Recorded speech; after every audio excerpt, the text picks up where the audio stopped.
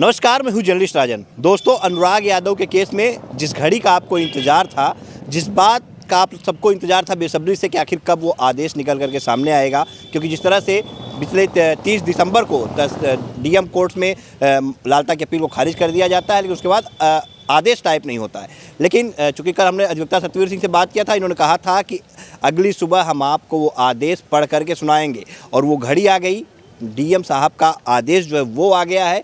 कितने पन्नों का आदेश है, क्या कुछ जिलाधिकारी ने अपने आदेश में लिखा है, और क्या कुछ लालता ने जो अपील अपनी की थी यहाँ से लेकर के हाई कोर्ट तक, उसमें उसने क्या कुछ दर्शाया था अपने मकान को बचाने के लिए, इन सारे मुद्दों को हम जानेंगे अधिवक्ता सत्यवीर सिंह से। आप देखिए, उनके साथी भी सब लोग यहाँ पे मौजूद हैं, जो लोग लगातार अनुराग के इस केस में सत्यवीर सिंह के साथ लगे हुए थे, और जो लगातार ये चाहते हैं कि हाँ, अनुराग के परिवार को इंसाफ मिले और उस मकान को जमींदोज किया जाए, जिसको लेकर के लोग लगातार एक लंबी लड़ाई तहसीलदार के कोर्ट में लड़ते हैं। उसके बाद जिलाधिकारी के न्यायालय में मामला चलता है, वहाँ पे भी लोग लगे हुए थे, और आखिरकार वो आदेश ये जो है टाइप हो गया है जिलाधिकारी के यहाँ से। ये देखिए, मैं आदेश को, ये कापी आपको दिखा रहा हूँ, जो कि जिलाधिकारी के न्यायालय से टाइप हुआ है, और ये आदेश निकल करके आ गया है, जिसका लोग इंतजार कर रहे थे, और जिसको लेकर के लोग तमाम तरह के बातें भी कर रहे थे कि आखिर जिलाधिकारी महोदय खारिज करने के बाद आदेश देने में देरी क्यों कर रहे हैं, तो क्या वजह रही, किन कारणों से, और क्यों तहसीलदार फिर से एक बार गाँव में जाते हैं, किस तरह का वो निरीक्षण करते हैं, इन सारी बातों को हम जानेंगे सत्यवीर जी से। सत्यवीर जी, सबसे पहले तो बहुत बहुत बधाई है आपको, क्योंकि जिस घड़ी का इंतजार था वो घड़ी हमें लग रहा है कि अब करीब आ रही है। नहीं राजन जी, धन्यवाद मैं आपको देता हूँ, क्योंकि आपने कल हमसे वार्ता की थी और मैंने आपसे वादा किया था कि कल जब मैं आपके मीडिया के कैमरे के सामने आऊँगा तो मैं आदेश के साथ आऊँगा। तो आज मैं आपकी जनता को धन्यवाद देता हूँ, बधाई देता हूँ, और मैं बहुत शुभकामना देता हूँ इस बात के लिए, क्योंकि आप लोगों का जो प्यार और आशीर्वाद हमारे ऊपर बना हुआ है, निश्चित रूप से ये एक तरह से दैवीय चमत्कार है, और ईश्वरीय मेरे ऊपर जो है आप ईश्वर का आशीर्वाद है कि मैं जिस चीज़ को कर रहा हूँ निश्चित रूप से उसमें मुझे सफलता मिल रही है। और सफलता की कड़ी में एक ये भी सफलता है कि ये मेरे लिए बहुत बड़ी सफलता है कि अनुराग यादव जो कबीरुद्दीनपुर का मामला था, इसमें उनकी अपील, जो लालता की अपील थी, जिलाधिकारी महोदय के न्यायालय से उसको खारिज कर दिया गया।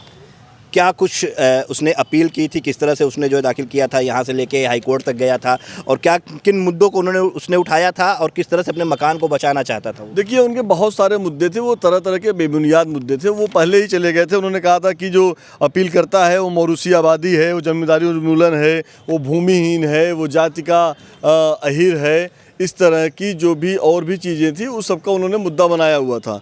तो उसके बाद फिर उन्होंने और भी चीज़ें उसमें डाली थी, जिसको हम लोगों ने पहले ही कह दिया था कि नहीं। फिर उन्होंने आरआई की रिपोर्ट पर प्रश्न उठाया था कि चौहद्दी नहीं लिया गया, उसके बाद फिर उनको नोटिस नहीं दी गई, बहुत तरह की चीज़ें उन्होंने लगाया था। लेकिन वो तहसीलदार के न्यायालय में उस बेबुनियाद जो उनके तथ्य थे वो झूठे साबित हुए, और उनके खिलाफ तहसीलदार न्यायालय ने अतिक्रमण तत्काल प्रभाव से हटाने का आदेश किया। फिर उसके बाद वो सब चले जाते हैं, आते हैं जिलाधिकारी के न्यायालय में, वो अपील दाखिल करते हैं। उसके बाद वो हाई कोर्ट जाते हैं, माननीय उच्च न्यायालय से एक डायरेक्शन लेके आते हैं कि जब तक अपीली न्यायालय में, मीन जिलाधिकारी के न्यायालय में वाद लंबित है, तब तक उस मकान को, जो अतिक्रमण किया हुआ मकान है, उसको गिराया न जाए। और उसके बाद एक डायरेक्शन जिलाधिकारी को आता है कि कुछ समय दिया जाता है, हफ्ते 2 हफ्ते का, कि 2 हफ्ते तक, जब तक अपीली न्यायालय में मामला चल रहा है, तो 2 हफ्ते तक या 3 हफ्ते तक, जो भी था थोड़ा मुझे याद नहीं है, उसको जो है मकान का गिराया न जाए। और 6 महीने के अंदर जिलाधिकारी को डायरेक्शन आया कि आप सुन के इसकी सुनवाई करिए और इसका निर्णय लीजिए। मुझे खुशी इस बात की है कि जिलाधिकारी महोदय ने मैं आदेश आपको पढ़ दूं लास्ट, क्योंकि ये भी बड़ा ऐतिहासिक आदेश है। 1 2 कितने पन्नों का आदेश है ये जो है जिलाधिकारी? 4 5 6 और 7 पेज का भी डायरेक्शन, ज़बरदस्त डायरेक्शन जिलाधिकारी के यहाँ से आया है। मैं फिर कह रहा हूँ कि चाहे वो तहसीलदार का जो भी आदेश है और चाहे ये आदेश है, सुप्रीम कोर्ट में भी चैलेंज करेंगे तो ये जो है इसको खारिज कोई नहीं कर पाएगा। मतलब लालता के मकान को गिरने से कोई बचा नहीं सकता। लालता का मकान अब गिर जाएगा, मुझे लगता है आज ही आदेश हो गया, कल परसों में लालता का मकान अब गिर जाना चाहिए, क्योंकि अब समय नहीं है। अपीली न्यायालय ने भी उसको खारिज कर दिया है, अब वो समय आ गया है। मैं पढ़ देता हूँ।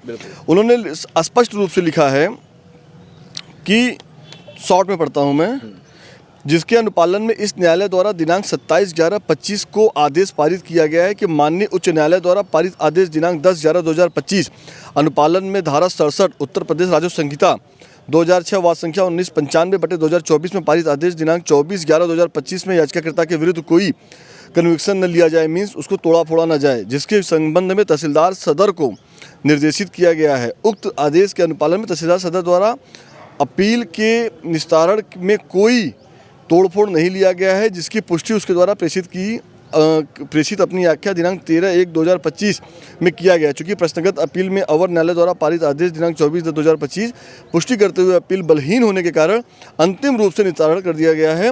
नियमानुसार अग्रसर कार्रवाई हेतु आदेश की प्रति सहित अवर न्यायालय की पत्रावली वापस की जाए, बाद आवश्यक कार्रवाई अपील पत्रावली दाखिल दफ्तर हो। मीन्स इसमें स्पष्ट रूप से ये लिखा है कि तहसीलदार को भी जिलाधिकारी के यहाँ से एक उनसे आख्या मांगी गई कि जो आपने आदेश किया था क्या आपने जाके उसको गिरा तो नहीं दिया है, क्योंकि अपीली न्यायालय में मामला लंबित है। तो तहसीलदार मौके पर स्वयं जाके उसकी आख्या जाके वहाँ उसको देखे और उसकी आख्या इन्होंने यहाँ पे जिलाधिकारी के न्यायालय में प्रस्तुत किया कि मेरे आदेश के अनुपालन के बाद जब उन्होंने आपके न्यायालय में अपील किया है उसके बाद वहाँ पर कोई ध्वस्तीकरण का कार्यक्रम नहीं किया गया है, कोई ध्वस्तीकरण नहीं किया गया है, वो उन्होंने किया। उसके बाद जिलाधिकारी ने उनकी अपील को बलहीन है और इसमें कोई तर्क नहीं है, इसको जो है हम खारिज करते हैं। तो निश्चित रूप से वह मकान अब जाके आज ही गिरा दें, कल गिरा दें, अब प्रशासन के संज्ञान में वो कभी भी गिरा सकते हैं। मतलब लेकिन इसी आदेश को लेकर के फिर वो हाईकोर्ट भी जाएगा अपने मकान को बचाने के लिए, वहाँ से भी स्टे लाने का प्रयास करेगा। भाई देखिए वो ऊपर के न्यायालय में तो जा सकते हैं, अपीली न्यायालय तो खुली ही है, भाई हाई कोर्ट जाएंगे, सुप्रीम कोर्ट जाएंगे, लेकिन जो ये आदेश है फिर मैं कह रहा हूँ ये 7 पन्ने का आदेश है, यही सेम 7 पन्ने का तकरीबन या 8 पन्ने का आदेश तहसीलदार के यहाँ का भी था। तो इस आदेश के मतलब खिलाफ ये सुप्रीम कोर्ट भी जाएंगे तो उनको यही रिजल्ट मिलेगा और वो मकान बंजर खाते की भूमि पर है, वो गिर जाएगा कन्फर्म। हम तो कह रहे हैं प्रशासन से आज ही गिरा दे और अभी गिरा दे, आज ही गिरा दे और अभी गिरा दे। चूँकि ये आदेश जो है मैं आपको पढ़ रहा हूँ, ये आदेश हो गया है, परसों का ही आदेश हो गया था, इसकी नकल हमने 19 तारीख में, तो ये जो है आपको मैं आज पढ़ के सुना रहा हूँ। मतलब 19 तारीख का ये आदेश हो गया था, आज आप सुना रहे हैं। 19 तारीख की फाइल जब दस्तखत हुआ है 19 तारीख का। आज आपके साथियों के चेहरे पे भी मुस्कान नजर आई, आप लोग भी खुश है भैया, काफ़ी देखने को लगा। क्या लग रहा है कि हाँ ये आदेश होने के बाद मकान गिरेगा? बिल्कुल गिरेगा, ऐसा आदेश ही हुआ है कि वो कटेगा भी नहीं और गिरेगा। एक लंबा समय लग गया है लेकिन इस इंसाफ मिलने को। ये तो कानूनी प्रक्रिया है तो लंबा तो हो ही जाता है, लेकिन न्याय मिल गया। आपको क्या लगता है भाई साहब कि वाकई में मकान वो रहेगा कि जमींदोज हो जाएगा? नहीं गिर जाएगा, एकदम गिर जाएगा। जी काफ़ी आप लोग लगे हुए हैं, सतवीर सिंह जी के साथ में लगे हुए लगातार इस पूरे मामले को देख रहे हैं। कैसा लग रहा है अब जब ये आदेश जिलाधिकारी ने भी दे दिया तो? नहीं बहुत अच्छा, इसमें सतवीर भैया बहुत मेहनत किए हैं जी, गिरना चाहिए इसको, गिरना चाहिए जी। आपको क्या लग रहा है भैया, गिर जाएगा? गिरना चाहिए पूरी तरह से दोस्तों ने जाना। हाई कोर्ट तो भाग जाएगा, वो हाई कोर्ट जाएंगे उनको राहत नहीं मिलेगा, नहीं मिलेगा। खारिज। आप लोग खड़े रहेंगे अनुराग के परिवार से? एकदम पूरा, पहले खड़े थे, आज भी खड़े हैं, खड़े रहेंगे। यहाँ बिल्कुल देखिए ये तमाम अधिवक्ता हैं, युवा अधिवक्ता जो सतवीर सिंह के साथ लगे हुए हैं। और ये देखिए एक होनहार युवा अधिवक्ता है, आप भी देख रहे हैं अनुराग के इस मामले को, लगातार आप भी देख रहे हैं, किस तरह से देख रहे हैं। एक लंबा समय, क्या देरी से मिला हुआ इंसाफ कहा जाएगा? जी बिल्कुल कहा जाएगा, देर मिला दुरुस्त मिला। और हमारे सतवीर भैया लगे हैं और गरीबों के मसीहा हैं, ऐसे ही वो गरीबों के साथ तन मन धन से लगे रहते हैं।